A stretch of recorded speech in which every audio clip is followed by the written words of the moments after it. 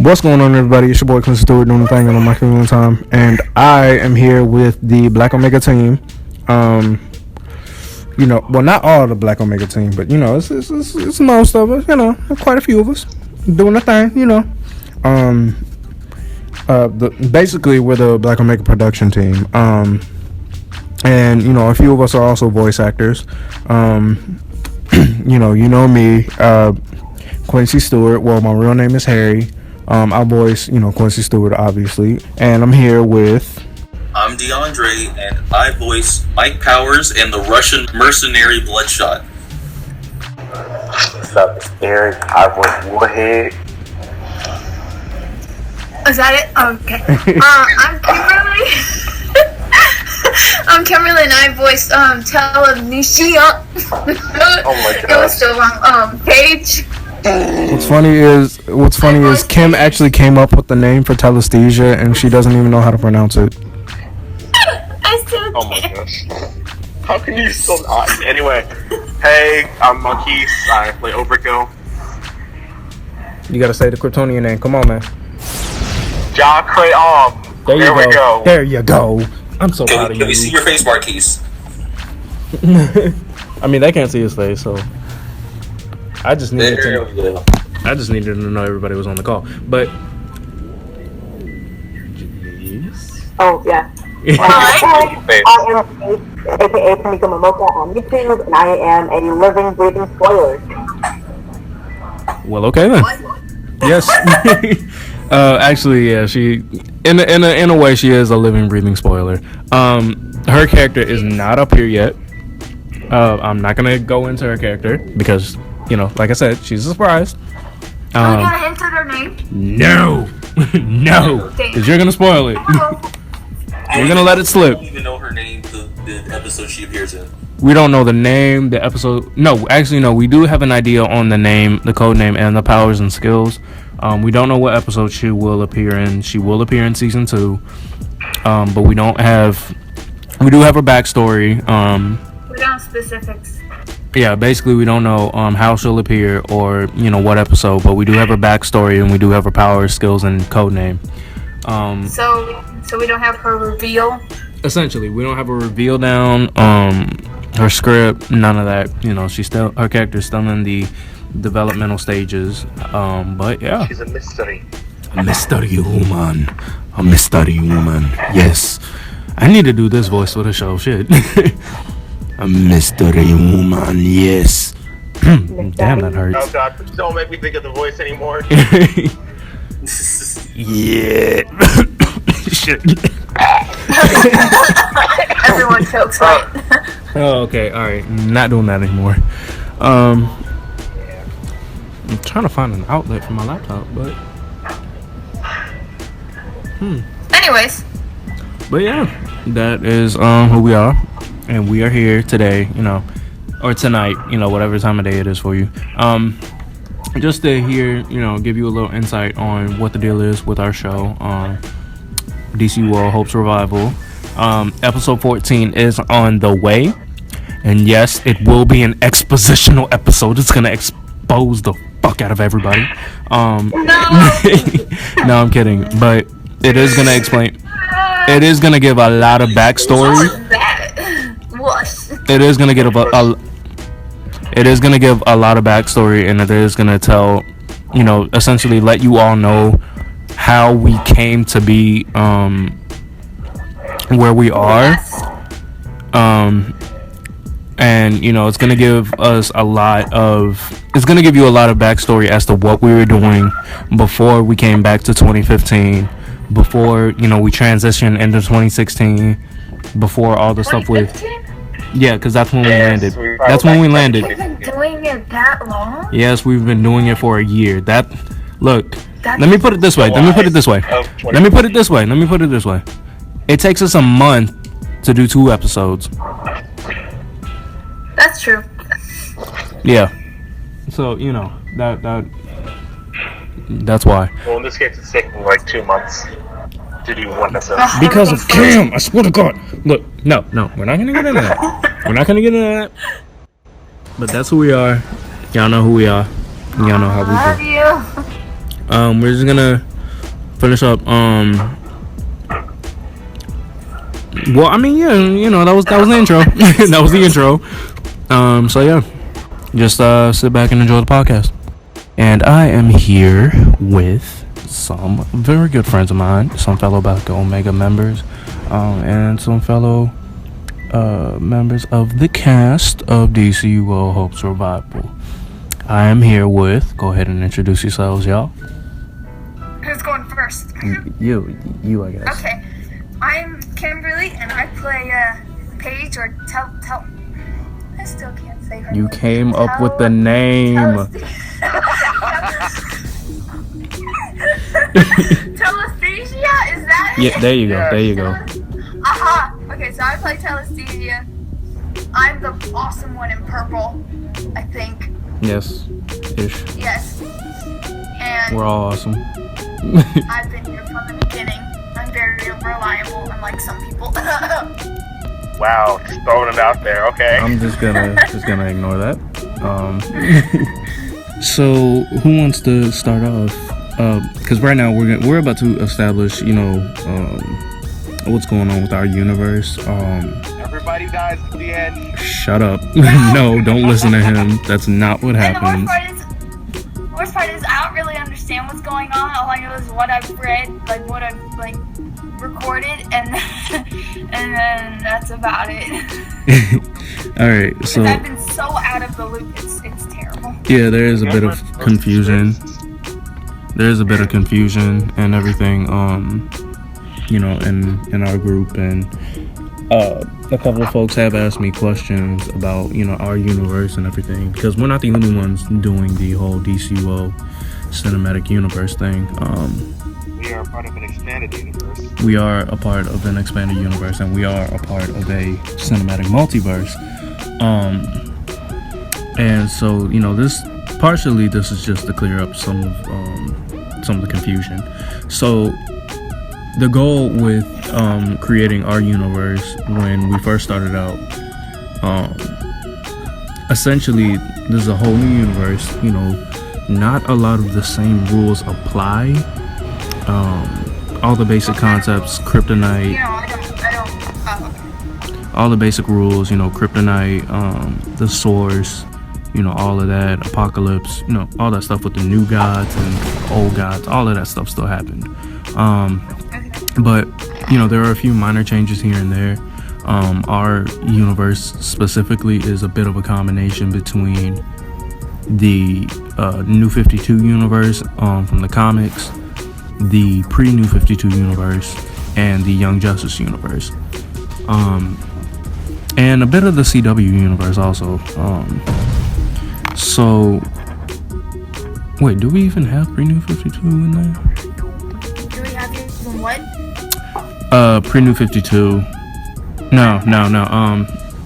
It's New 52, CW, and Young Justice universes. And, you know, with elements such as that, you got things such as, you know, our Wally West is black. However, he is essentially in the DC Rebirth comics nowadays, they've created two separate characters, Redheaded Wally and New 52 Wally West. You know, they're two separate characters. In our universe, they're essentially the same character, only our Wally West has the personality of the Redheaded Wally West.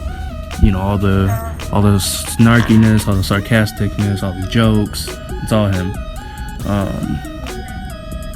And it just goes to fit with the story, or at least that's how it was gonna be, until later on down the road when we thought about it. I sort of worked that out in my head. I was like, well, do we really want to change his race just because, you know, just for the sake, just cause, or should I leave him like he is and just create a brand new character? So that's what we'll end up doing. I would have thought it would be easier to create a new character, because then if you get something wrong, someone who's a big fanatic about it will get really angry. Yeah. Like, oh, you did this wrong. He's not like this at all. So. Yeah. And that's partially why we decided to leave out, bringing in a bunch of main big characters, because that was a chair. Don't. Sorry, I'm late, guys. Hello. Jameis, hey, Who is this? finally. I am Jameis. Hi. I don't think I've met you. Nah, I don't think I've met you either. Oh yeah, to fill everybody in, this is Jameis. She is the newest member of Black Omega. No, you have not met her character yet. She's a brand new character and everything. Hi. It's nice to meet you. Nice to meet you. So, So to recap for you, we were just talking about basically not the characters, but just the universe in general. What universe we're in. Like essentially just setting the stage for like, how our characters operate, how the rules of the universe that our characters are set in works.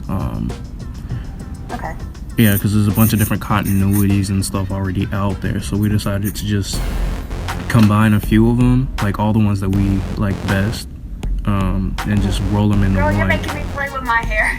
I was just thinking of like. So cautious. Hold on. I don't think we're gonna be seen in the podcast. So hold on.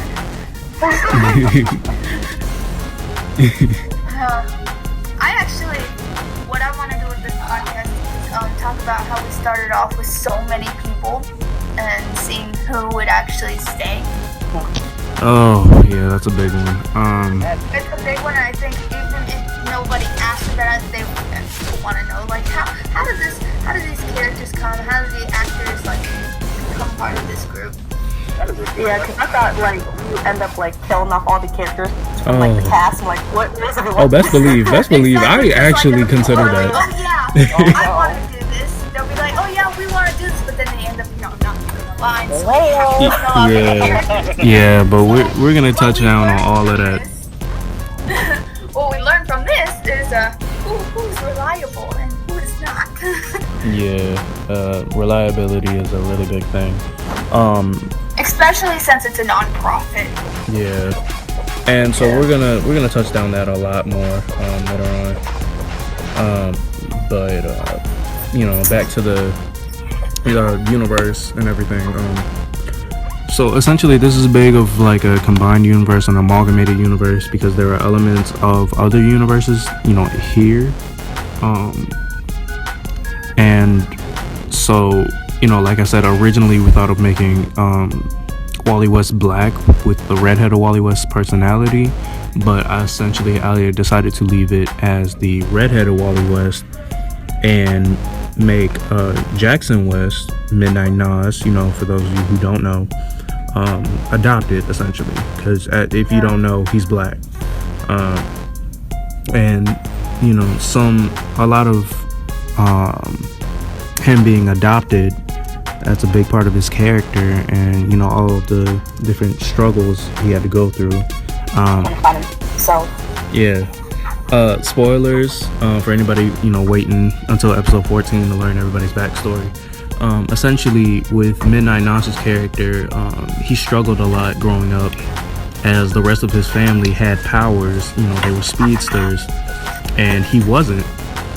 And as a result of that, he had a hard time keeping up in school because he was so busy trying to, one up his family. Originally, he had a hard time keeping up until he excelled in like all his studies, and he started trying to do sports and everything. He started doing whatever he could to try and measure up. But in the end, he felt like no matter what he did, it wasn't enough. And so as a result of that, certain things like frustration, anger, depression, etc., that was a big part of his character and everything. And he was still struggling with that when Darkseid invaded. So once the invasion took place, essentially every form of essentially everybody's lives, their past lives, whatever life they had before the invasion, was gone the moment he set foot on Earth. Like cities were destroyed. The Fire Nation attacked. No kidding. Sorry. Being that I don't really know anything about this stuff, I kind of just came into this like, oh hey, I'm gonna be, reading your minds. Isn't that kind of like how when the Kryptonians came on Earth and then they had these powers, but if they were back on Krypton, they didn't really have those powers? Not exactly. I was gonna get further in it. I was gonna get further into detail with that. So I do remember telling everybody how, as time went on, we all, through like different outlets or whatever, we all came in contact with the Resistance to fight against Darkseid, and that's how we all got our powers with Luthor's exobyte research, and they, and in our universe, in the future, in this timeline, Lex Luthor was the one who created the exobytes by studying all the heroes and villains of this Earth, of this time, and by studying Brainiac's technology, and essentially he saw that we were young, we were physically, we were still young, we were still very agile, very strong individuals, so we were still perfectly healthy and fit candidates for his test, his experiments. I wish I could. I can't. I'm sorry.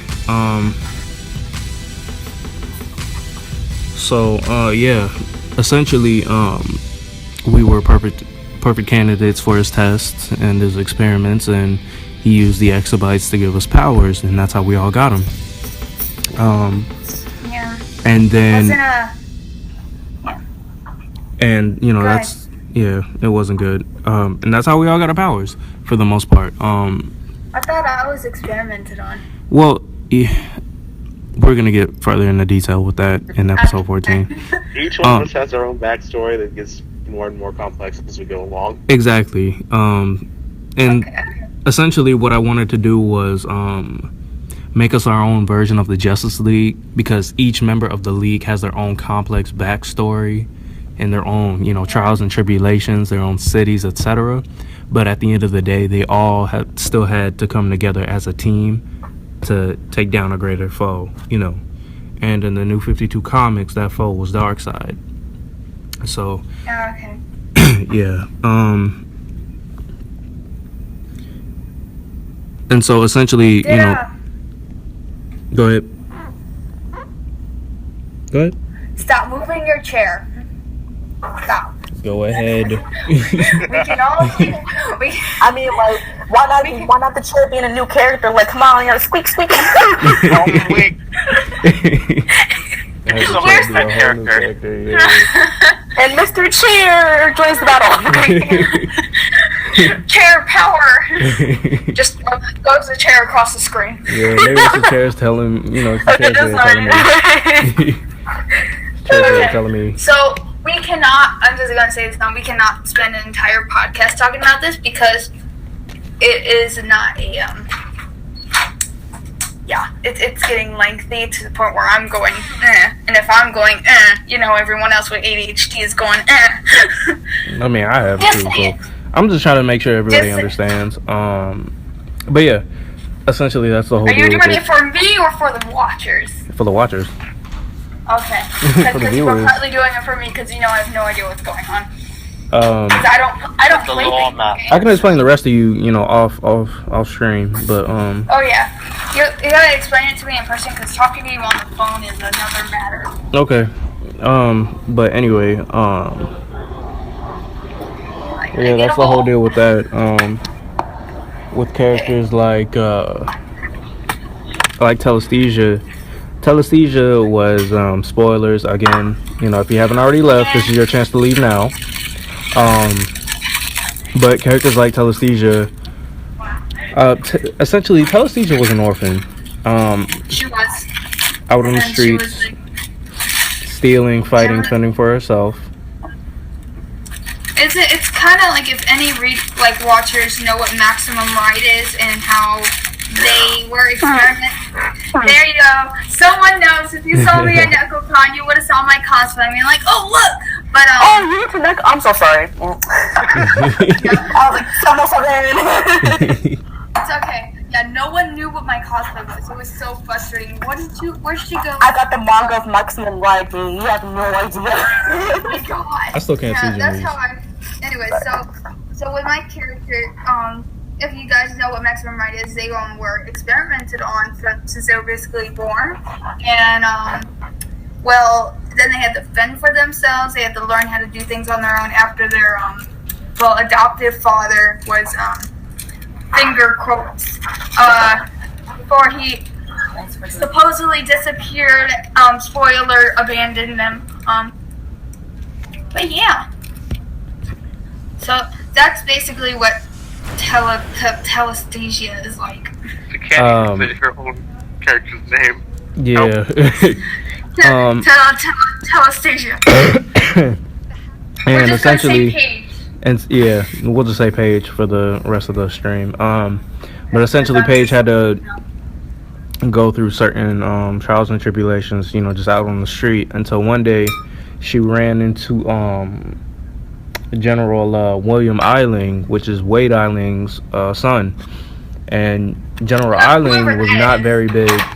General Eiling is a camp. There were so many noises. Yeah. Essentially, General Eiling is a character from the old comics who wasn't very big on metahumans at all. Yeah, he hated Superman. That's a Flash term. Hold on, I know that term. That's kind of a DC term. It's a DC term. Excuse me. The Flash was just like the outlet that they brought into it. But yeah, he hated anybody with superpowers or skills, just metahumans in general, just hated them. And I honestly can't remember why, but he either hated them or sought to weaponize them. It depends on what version of the character you're talking about. But essentially, this was his son, so he was ready to weaponize, do whatever he needed to do to get telesthesia. So was he like his father, or was he opposite? Because I know sometimes the offspring or whatever goes against the parent figure, but in this case, was he with his dad or not? No, he wasn't. By this time, because keep in mind, ours is set about 30 years into the future. So by this time, Wade Eiling is, retired and everything. And his son is just. He still doesn't have hate and stuff. Yeah, he still got the hate. Doesn't mean your opinions change. He's still got the hate. Don't get me wrong. He still got the hate, but he doesn't have. Really do anything about it. He doesn't have any of his power that he used to, essentially. Power. His power. Explain it to me later. Don't explain it now. Like militant power, not actual powers. Like militant power is what I'm saying.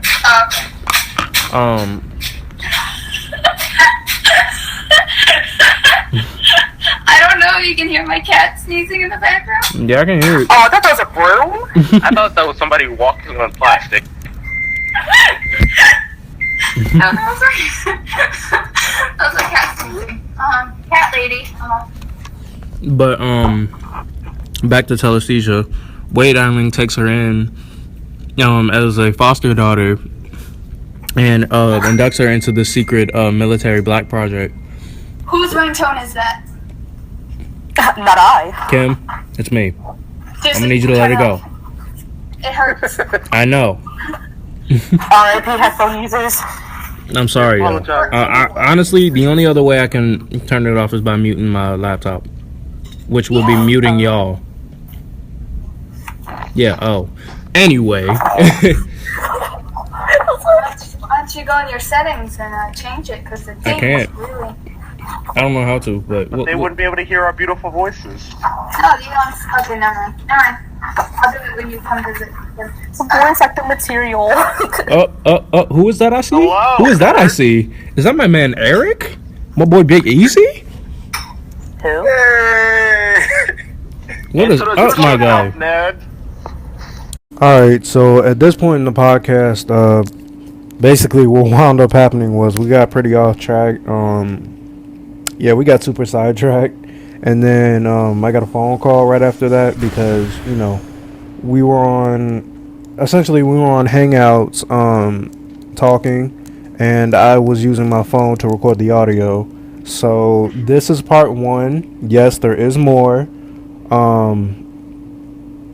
And I will be uploading the rest right after this one. So be on the lookout for that and stay tuned.